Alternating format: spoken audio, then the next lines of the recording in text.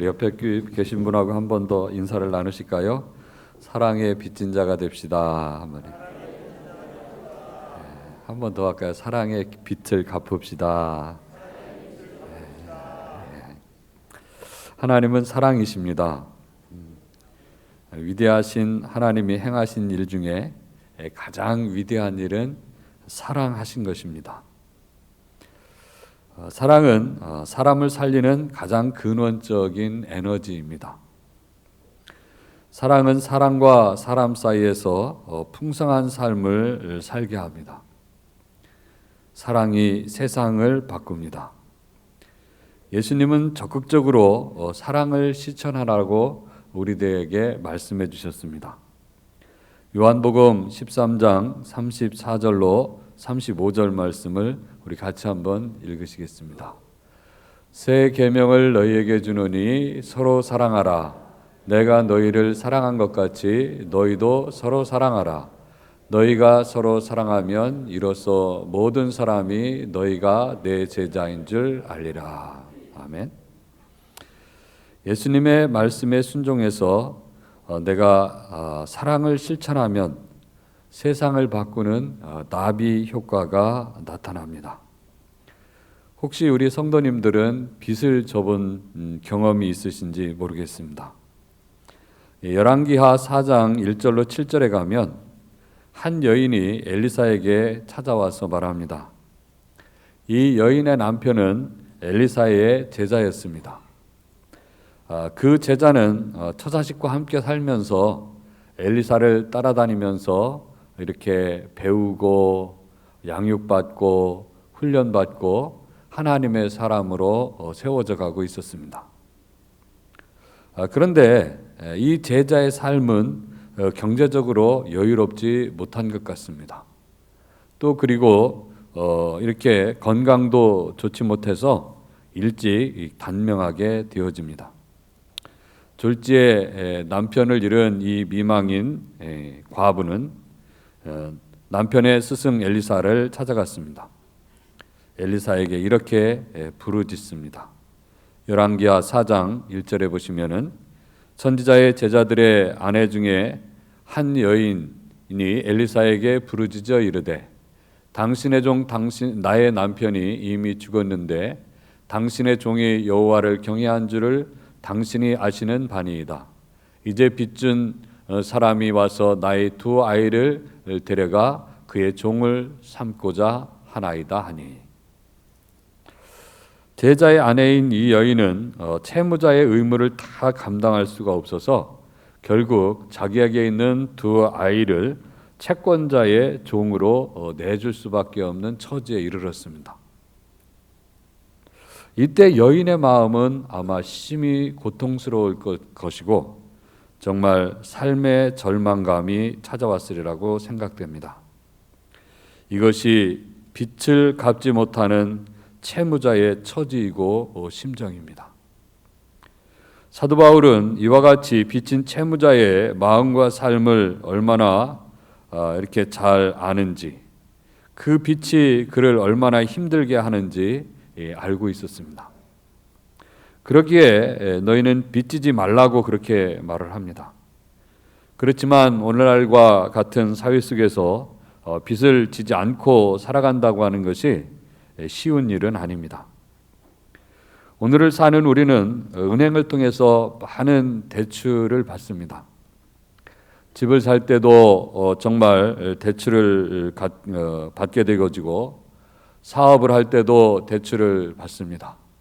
사업 자본의 50%만 가지고 있어도 자기 자본의 50%만 있어도 그는 정말 든든한 그러한 사업가라고 말할 정도로 많은 사람들이 빚을 지고 사업을 합니다. 심지어는 카드 빚을 돌려막으면서 생활을 꾸려가는 사람들도 있습니다. 어떤 목회자는 교회가 은행에서 돈을 빌릴 수만 있다면 그 돈을 다 빌려서 주의 일을 해야 한다고 주장하는 사람도 있습니다. 오늘날 우리 사회는 빚이 사업과 생활의 수단이 되고 삶의 한 영역이 되어진 것을 볼 수가 있습니다. 이런 사회 속에서 빚 없이 살아간다고 하는 것은 정말 쉬운 일이 아닙니다. 또 성경에서도 빚을 수밖에 없는 상황을 말씀하십니다. 경제적으로 심히 어려운 상황에서 정말 먹고 살기가 힘들다면 그는 빚을 질 수밖에 없다는 것을 성경이 인정합니다. 그때 돈이 있는 사람은 그 돈이 없는 사람, 먹고 살기 힘든 사람에게 돈을 좀 꾸어주라고 말씀하십니다. 신명기 15장 7절로 10절을 한번 같이 보시겠습니다. 함께 읽으시겠습니다. 내 하나님 여호와께서 내게 주신 땅 어느 성읍에서든지 가난한 형제가 너와 함께 거주하거든 그 가난한 형제에게 내 마음을 완악하게 하지 말며 내 손을 움켜쥐지 말고 반드시 내 손을 그에게 펴서 그에게 필요한 대로 쓸 것을 넉넉히 구워주라. 상가 너는 마음에 악한 생각을 품지 말라. 곧 이르기를 일곱째 해 면제년이 가까이 왔다 하고 내 궁핍한 형제를 악한 눈으로 바라보며 아무것도 주지 아니하면 그가 너를 여호와께 호소하리니 그것이 내게 죄가 되리라. 너는 반드시 그에게 줄 것이요 줄 때에는 아끼는 마음을 품지 말 것이니라. 이로 말미암아 내 하나님 여호와께서 내가 하는 모든 일과 내 손이 닿는 모든 일에 내게 복을 주시리라. 아멘. 네. 또 채권자는 채무자에게 자비를 베풀어 줄 것을 말씀하셨습니다. 출애굽기 22장 25절로 27절 우리 한번 같이 읽으시겠습니다. 시작. 내가 만일 너와 함께한 내 백성 중에서 가난한 자에게 돈을 꾸어주면 너는 그에게 채권자같이 하지 말며 이자를 받지 말 것이며 내가 만일 이웃의 옷을 전당 잡거든 해가 지기 전에 그에게 돌려보내라. 그것이 유일한 옷이라. 그것이 그의 알몸을 가릴 옷인즉 그가 무엇을 입고 자겠느냐. 그가 내게 부르짖으면 내가 들으리니 나는 자비로운 자임이니라. 아멘. 그래서 교회에서는 사채놀이, 일수놀이를 삼가해야 합니다. 돈을 꾸어줄 때는 이자를 받지 않겠다고 하는 생각을 가지고 더 나아가서 내가 이 돈을 떼더라도 내가 마음에 상처를 받지 않겠다는 마음으로 꾸어주시기를 바랍니다. 오늘날과 같이 돈이 돈을 버는 시대에서 정말 이자를 받지 않고 돈을 떼어 먹어도 나는 그냥 너그러운 마음으로 하나님이 자비를 베푸시는 그런 심정으로 그냥 줄 수 있겠다 한다고 하는 것이 쉽지는 않으리라고 생각을 합니다. 그러나 정말 나에게 먹을 것이 없어서 나에게 찾아온 그 사람이 있다면 사업 자금이 어떻게 됐든지 간에 먹을 것이 없어서 찾아온 사람이 있다고 그러면은 그에게 떼이더라도 내가 하나님의 자비한 마음으로 하나님께 순종한 마음으로 그에게 구워 죽은다면 정말 하나님께서 그에게 큰 은혜와 축복을 주시리라고 믿습니다. 예수님도 산상수훈에서 다음과 같이 말씀하셨습니다. 마태복음 5장 42절에 내게 구하는 자에게 주며 내게 꾸고자 하는 자에게 거절하지 말라. 그러니 파산에 이르고 먹을 것이 없으면 꾸어서라도 일단은 먹고는 살라는 것입니다. 또 그런 사람이 꾸고자 할 때에 거절하지 말라는 것입니다.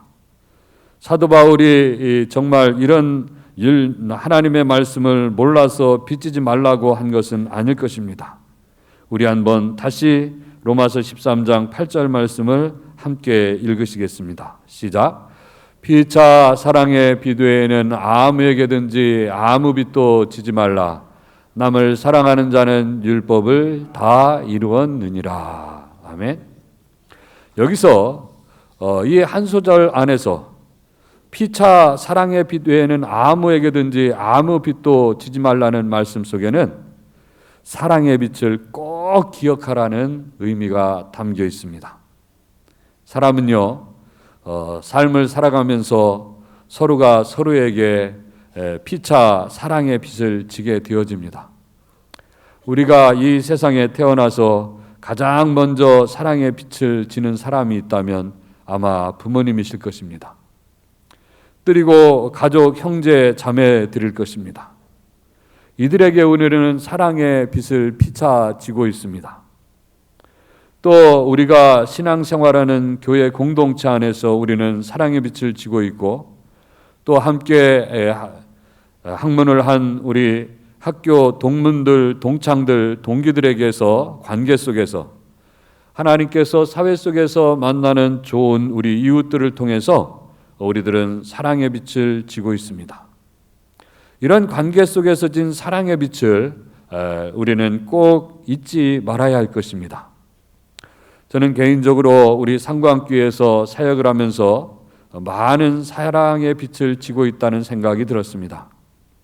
먼저는 우리 담임 목사님 네 분에게 많은 사랑의 빛을 지고 있습니다. 또 우리 교회 장로님들과 권사님들, 우리 집사님들과 권사님들, 여러 성도님들에게 저는 많은 사랑의 빛을 지고 있습니다. 심지어는 청년 학생 어린이들에게도 사랑의 빛을 지고 있습니다. 왜냐하면 때로는 아이가 제게 달려와서 목사님 하고 한번 불러주면 저는 완전히 비타민을 먹은 그런 꼴이 되어집니다. 얼마나 감사하고 행복한 일인지 모릅니다.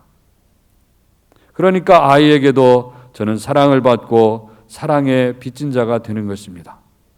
그리고 가까이에서 매일 함께 동역하는 우리 목사님들, 전도사님들, 직원, 사역자님들께도 많은 사랑의 빛을 지고 있습니다. 저는 개인적으로 우리 상광교회에서 지금 만 14년째를 채워가면서 사역하고 있습니다. 그런데 공적인 일이 아니고 개인적으로 제가 이렇게 식사를 하면서 살갑게 지낸 분이 별로 없다는 생각이 들어요. 혹시 있는지 모르겠습니다. 제 성격도 그렇고 아마 제가 저희 아버지를 닮아서 그런 것 같아요. 아버지가 시골 교회에서 노인대학을 다니시는데 노인대학에서 그런 일이 프로그램이 있답니다.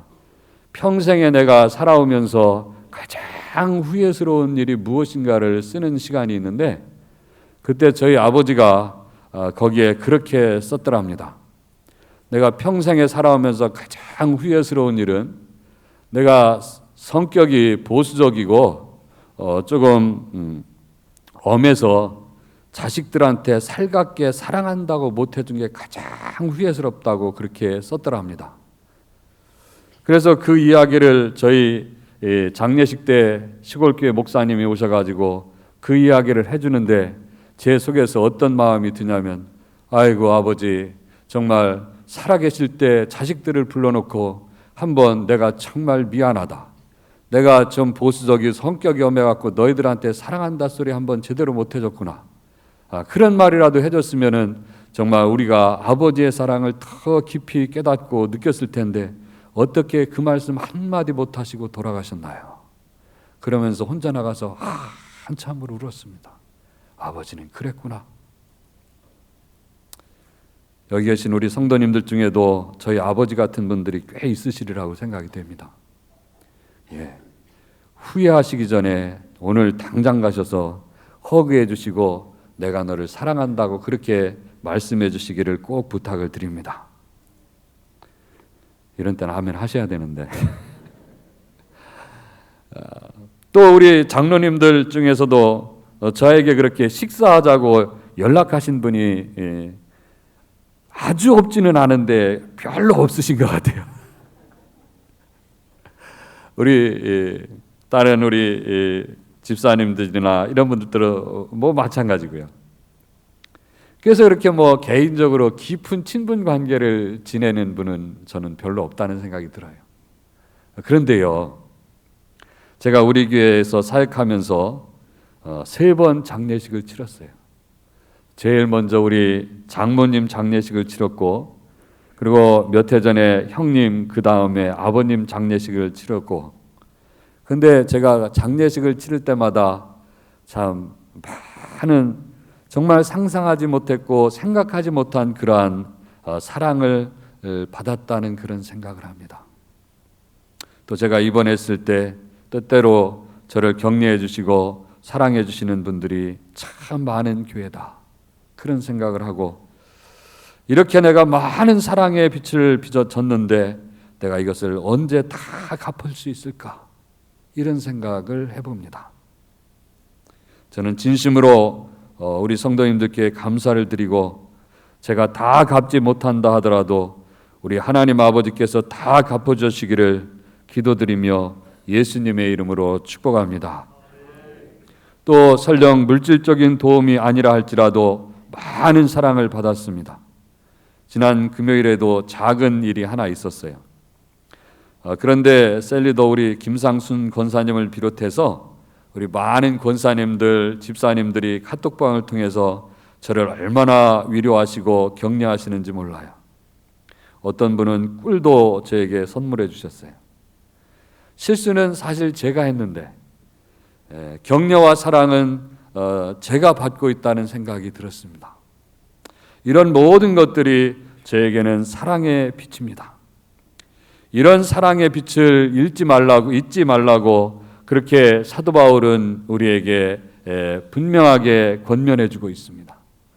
또 더 나아가서 내가 속한 국가의 법과 제도에 대해서 사랑의 빛을 다 갚으라는 것입니다.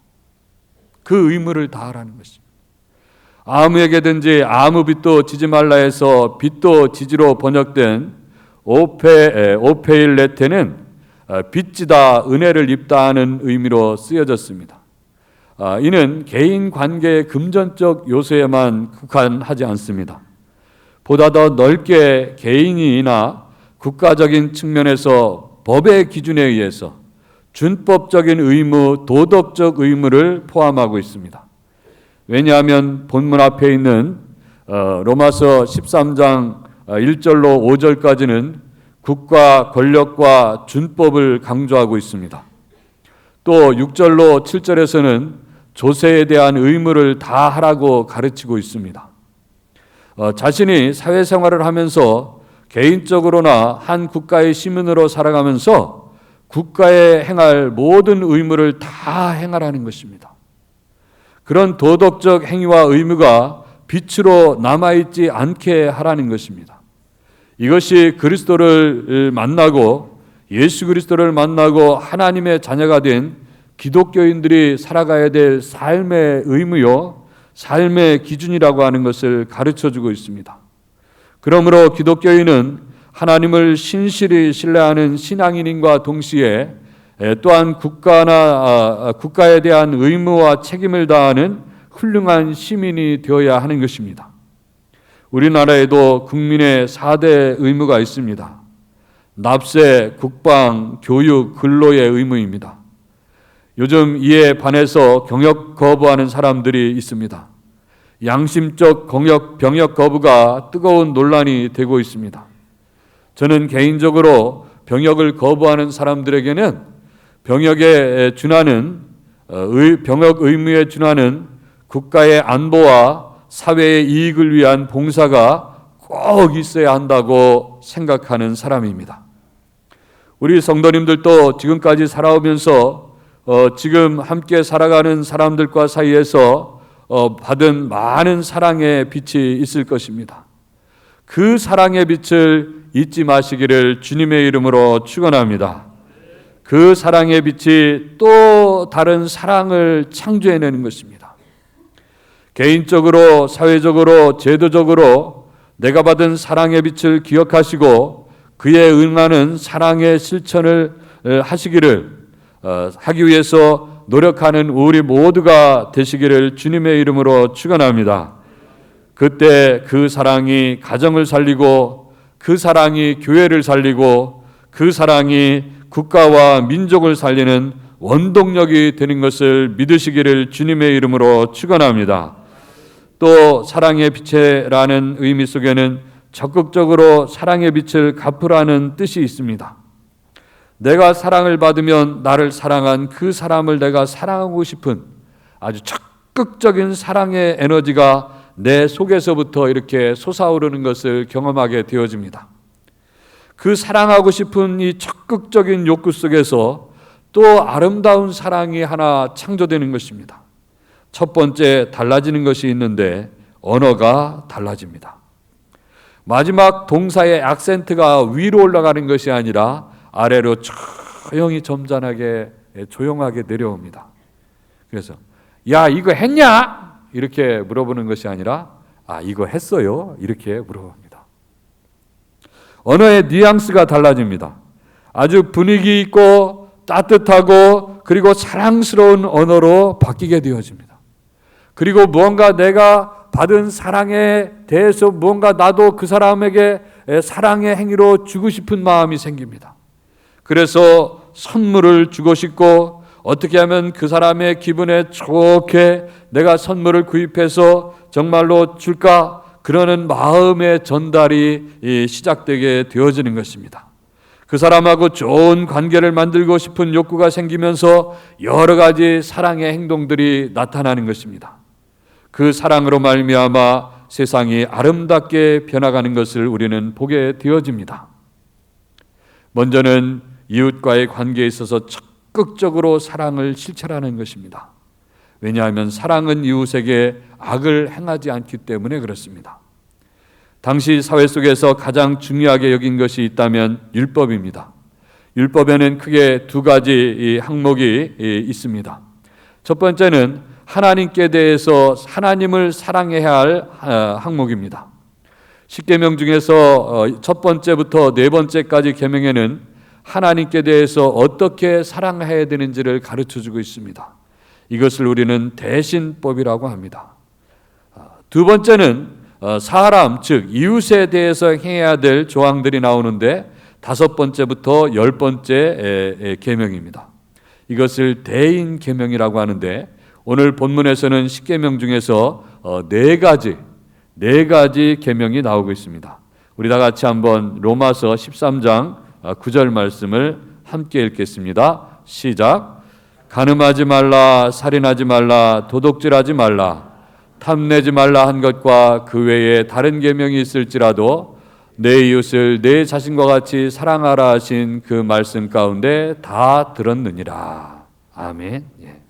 그래서 간음하지 말라, 살인하지 말라, 도적질하지 말라, 탐내지 말라 한 말씀은 십계명 중에서 6, 7, 8, 10번째, 10번째의 계명입니다. 또 여기에 5번째 계명과 9번째 계명, 더 나가서 많은 계명이 있을지라도 내 이웃을 내 자신과 같이 사랑하신 그 말씀 가운데 그 모든 율법이 다 들어있다는 거예요. 왜냐하면 사랑은 이웃에게 악을 행하지 않기 때문에 그렇습니다. 그래서 이 모든 율법 조항은 이웃을 사랑하라는 말씀 속에서 다 충족이 된다는 거예요. 그래서 사도 바울은 로마서에서 오늘 본문 10절에서 이렇게 말합니다. 우리 함께 읽어보시겠습니다. 시작. 사랑은 이웃에게 악을 행하지 아니하나니 그러므로 사랑은 율법의 완성이니라. 아멘. 그럼 여기서 이웃은 누구입니까? 이웃은 바로 나와 가까이에 있는 사람입니다. 내 옆에 있는 사람입니다. 이 플레시온이라고 하는 이웃은요, 부사로 사용될 때는 가까이라는 뜻이지만 여기서처럼 명사로 쓰여질 때는 가까이에 있는 사람, 이웃, 동료를 의미합니다. 이는 혈연이나 국가와 관계없이 자기 주위에 있는 사람을 의미합니다. 그래서 내가 관계를 맺고 있는 바로 그 사람이 나의 이웃이며 나의 친구이고 나의 동료인 것을 우리는 깨닫게 되어집니다. 우리의 이웃은 내가 매일 만나는 나의 가족입니다. 우리의 이웃은 내가 매일 관계하는 우리 성도님들입니다. 나의 이웃은 나의 직장 동료들이고 같은 마을에 사는 그러한 우리 정말 이웃 동네의 아저씨, 아줌마, 자녀들이고 같은 아파트 단지 또 사회 속에서 살아가는 그러한 사람들입니다. 이는 교회 안에 있든지 혹은 교회 밖에 있든지 간에 내가 관계하는 모든 사람들이 다 나의 이웃이라는 것입니다. 그 이웃과 관계할 때에 피차 사랑의 빛을 지라는 것입니다. 사랑의 빛은 사랑의 빛을 낳기 때문에 그렇습니다. 그 사랑의 빛은 금전적 채무와는 달리 우리의 영혼과 육체에 엄청난 치유와 에너지를 가져다 주는 것을 볼 수가 있습니다. 브라질 아마존 밀림에서 나비 한 마리가 팔랑하고 날개짓을 하면 그것이 그 바람이 일어나 가지고 계속해서 그 바람이 이동을 할 때 미국 텍사스에 도착할 때는 엄청난 거대한 토네이도가 된다고 하는 것입니다. 그것이 나비 효과입니다. 사랑은 영혼과 육체에 잔잔한 감동을 주기도 하고 사랑은 한 사람의 일생을 변화시키는 엄청난 그러한 에너지를 주고 또 온 세상을 사랑으로 뒤덮는 그러한 나비 효과를 가져다 준다고 하는 사실입니다. 함께 한번 동영상을 보시겠습니다. 22살 최상봉이라고 합니다. 제가 좀 되게 어두운 데에 계속 살았거든요.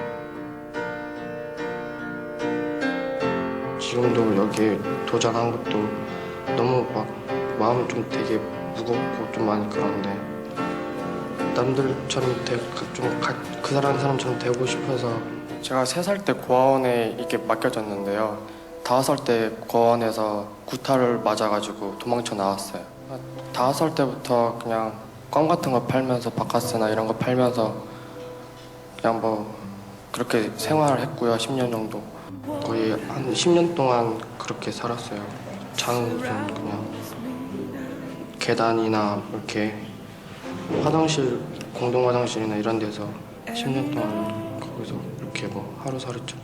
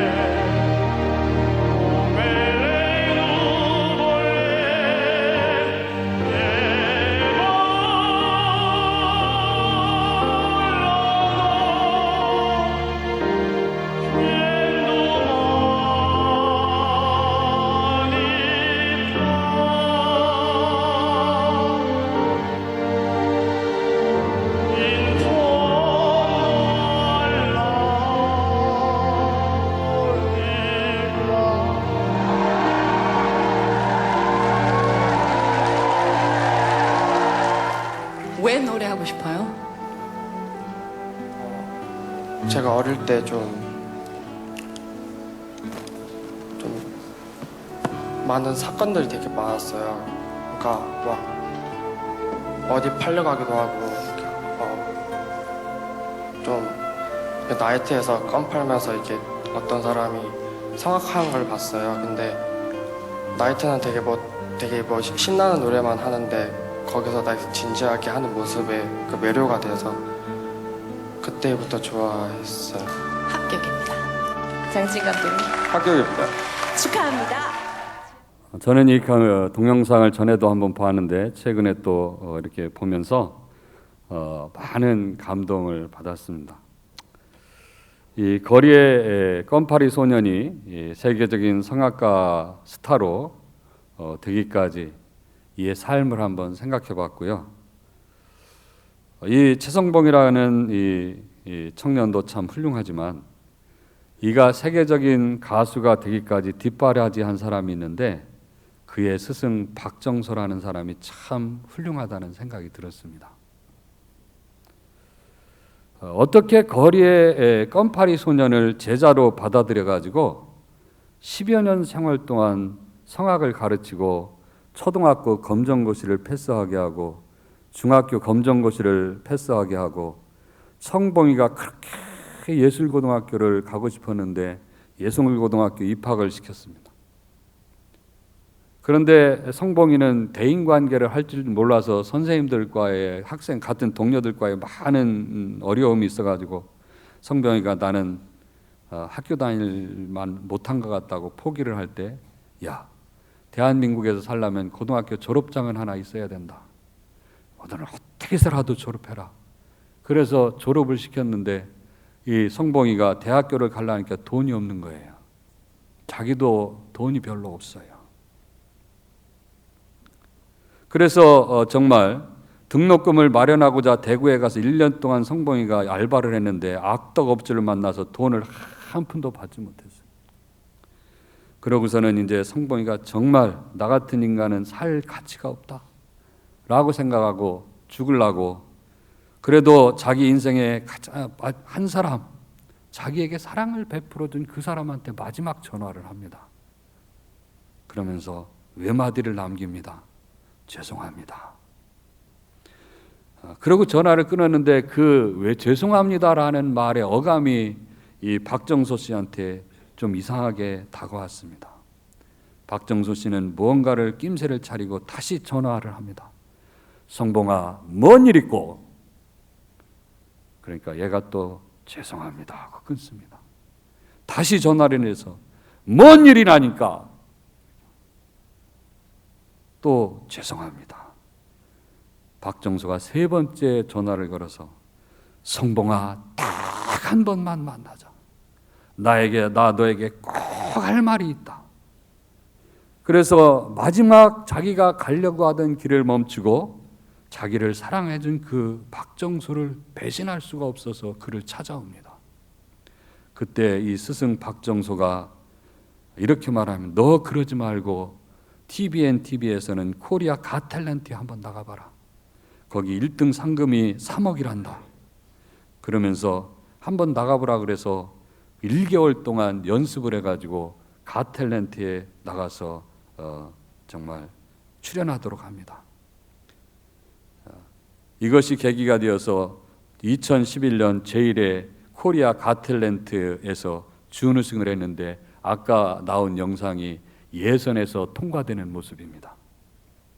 껌파리 거리 소년이 세상에 나왔다고 정말 한국의 모든 방송들이 그를 이제 탑 기사로 다루고 미국의 CNN, 영국의 BBC, 일본의 NHK 등 세계 언론들이 탑 기사로 내보내기 시작했습니다.